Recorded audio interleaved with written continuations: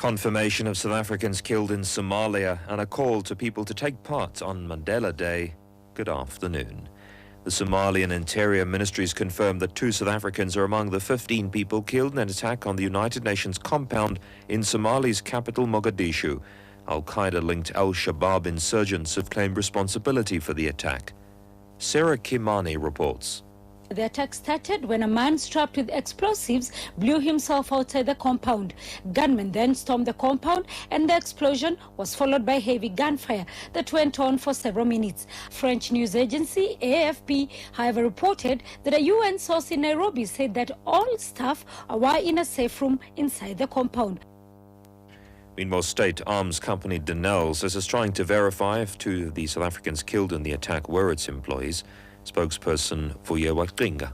We have sent someone to gather information for us on the ground so that we'll be able to first and foremost communicate with their families if indeed our employees have been affected and are the ones who have been killed, and to also inform the media of all the details of who they are, what happened, as far as we'll be able to gather.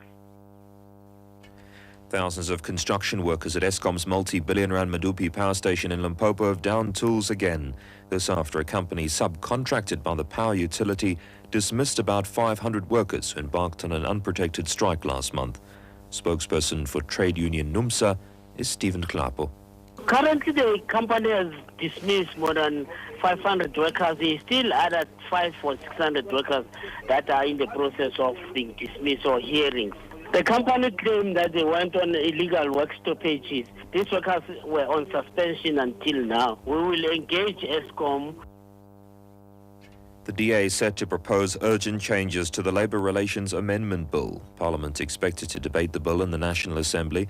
The party wants Parliament to consider and vote on the proposed changes to the bill in the National Assembly or refer the bill back to the committee for further discussion.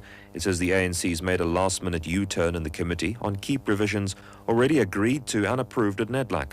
The provisions relate to the requirement of balloting before a strike. DA parliamentary leader Lindiwe Mazibuko.